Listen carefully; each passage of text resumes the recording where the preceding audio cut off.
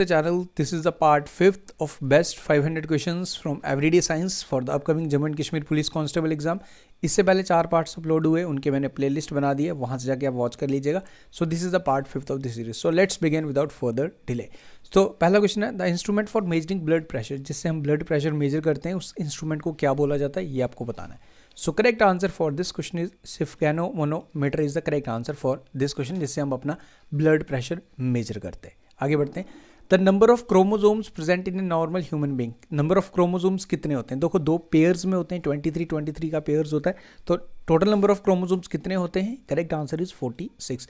ये जितने भी क्वेश्चंस हैं प्रीवियस एग्जाम्स में पूछे गए, चाहे वो JKSSB का एग्जाम हो, SSC का एग्जाम हो, ये सारे क्वेश्चंस प्रीवियस के 500 क्वेश्चंस में आपके करवा रहा हूँ. सो अगर 500 क्वेश्चंस हम कर लेते हैं तो अगर 3 से 4 क्वेश्चंस अगर आएंगे एग्जाम में तो फॉर श्योर आपको यहाँ से मिल जाएंगे, don't worry.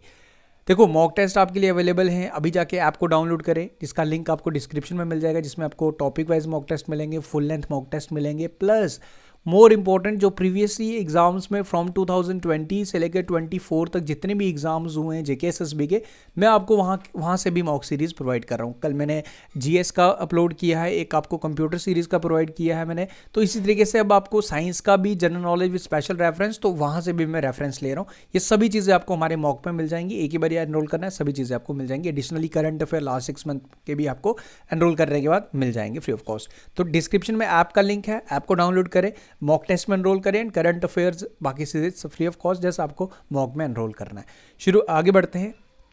The disease that is caused by virus. देखो 3 हैं जो बैक्टीरिया की वजह से होते हैं, इसमें से एक है जो वायरस की वजह से होती है. टाइफाइड की बात करें बैक्टीरिया की वजह से होती है, कॉमन कोल्ड की बात करें तो ये वायरस की वजह से होती है, टेटनस की बात करें तो ये बैक्टीरिया की वजह से होती है, और कॉलरा भी बैक्टीरिया की वजह से होती है. तो यानी कि बच्चा जी कॉमन कोल्ड जो होता है वायरस की वजह से. आगे बढ़ते हैं. विच of the following is not a vaccine. 3 vaccine हैं, एक वैक्सीन नहीं है. देखो BCG आपने सुना है, एंटी रेबीज वैक्सीन सुना है, पोलियो वैक्सीन नाम ही लिखा है इसमें वैक्सीन, बट ये प्रोजेस्टेरोन, ये फीमेल सेक्स हार्मोन है, ये वैक्सीन नहीं है. तो इसका जो करेक्ट आंसर होगा ऑप्शन नंबर D. आगे बढ़ते हैं. The ability to see of a eye to see in the dark is due to the production of purple pigment. इस पर्पल पिगमेंट को क्या बोला जाता है, जिसकी वजह से हम हमारी आंखों की एबिलिटी होती है to see in the dark. So ये इस पर्पल पिगमेंट का नाम क्या है, ये आपसे पूछा है. This is retina. Option number D is the correct answer for this question. The colour of the eyes depend upon which of the following pigment presented. तो किस पे हमारी आईज का कलर डिपेंड करता है? तो it's all depend upon the iris. आगे बढ़ते हैं. Which type of bond is found between water molecules. So water molecules के बिटवीन किस टाइप का बॉन्ड फाउंड होता है, ये आपको बताना है. So this is hydrogen bond. Option number C. इस वीडियो में अराउंड हम 30 क्वेश्चन करने वाले हैं.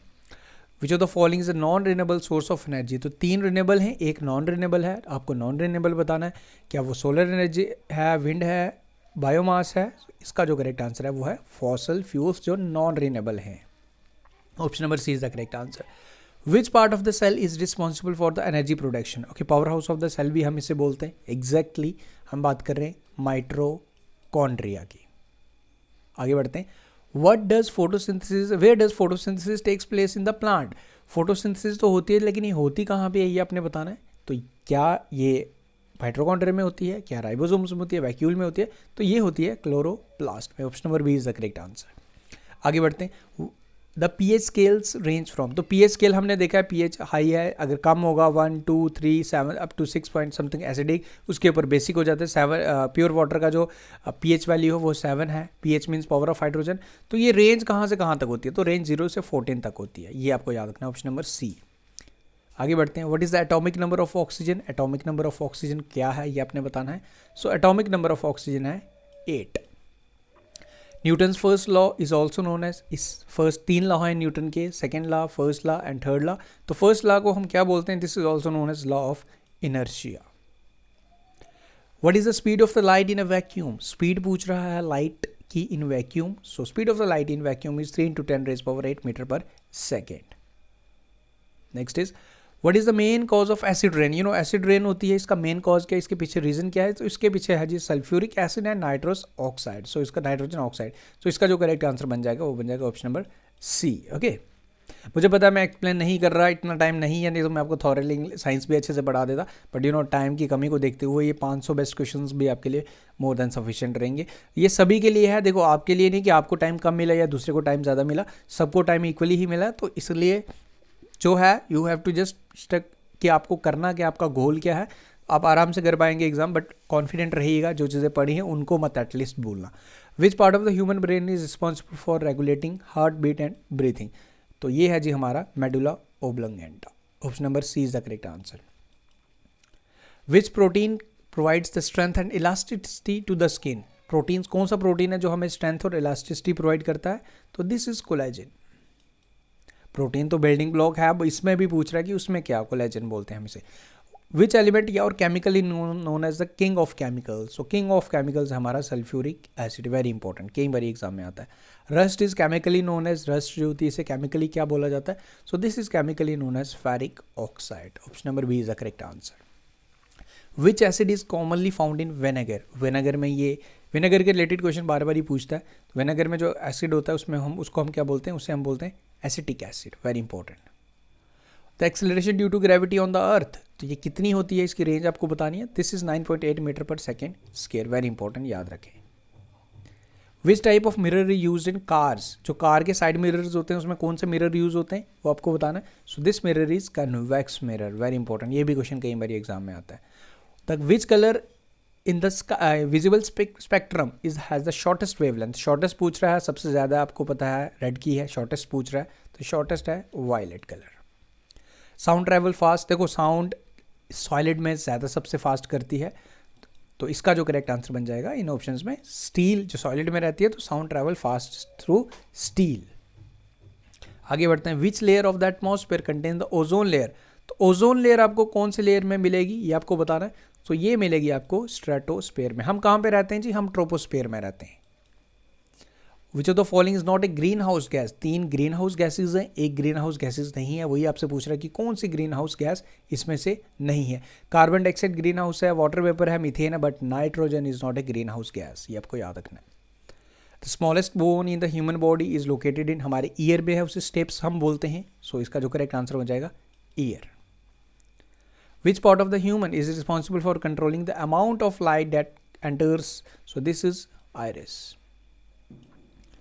Which human organ can regenerate itself if a portion is removed? liver के पास रीजनरेशन की काफ़ी कैपेसिटी होती है। ओके, तो यही आपको पूछ रहा है कि आपका हार्ट रीजनरेट हो सकता है, किडनी हो सकती है, लंग हो सकते हैं, नहीं हो सकते, but liver has the capability to regenerate.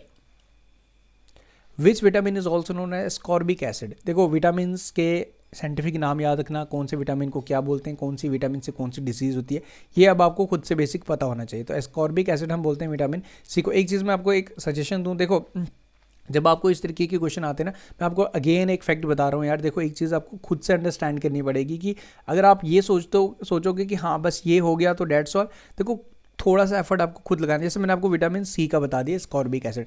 If you are quite smart enough, आपको ये देखना है कि यार विटामिन ए को क्या बोलते हैं, बी को क्या बोलते हैं, सी को क्या बोलते हैं, डी को क्या बोलते हैं, ई को क्या बोलते हैं, एंड के को क्या बोलते हैं, कौन से विटामिन से क्या प्रॉब्लम होती है, कौन सी डिजीज़ होती है।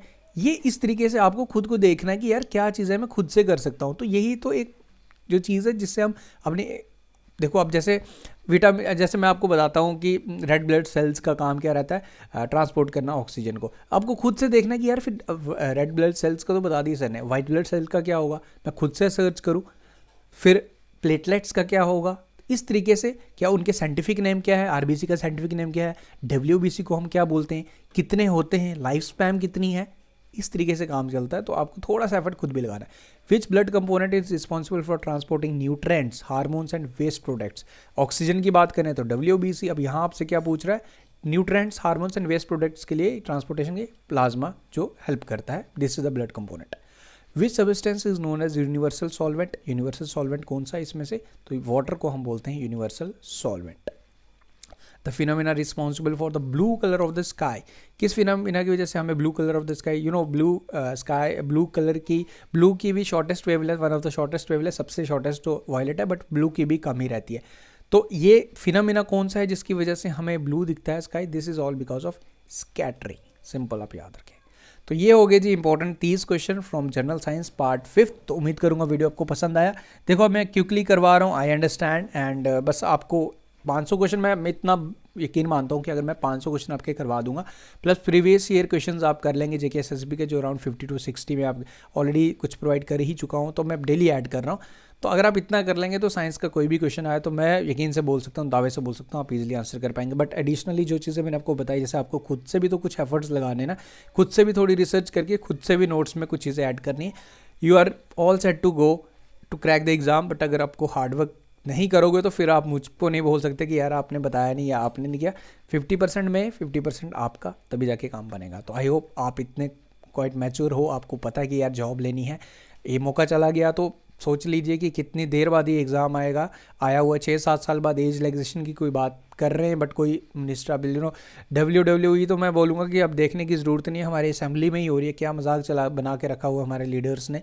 तो मतलब कहते हैं ना फिश मार्केट है, उससे भी बुरा हाल है आजकल जम्मू एंड कश्मीर में। तो इसलिए अगर मौका मिला हुआ है तो प्लीज़ यार सीरियसली रहिए। एक बार जॉब लग जाए तो फिर आपकी लाइफ सेटल हो जाएगी। बार बार मौका नहीं मिलेगा तो कितने 7-8 साल बाद आइए, तो अभी देख लीजिए, फिर नेक्स्ट जब तक आएगी तो आप सब ओवरले जो हो जाओगे।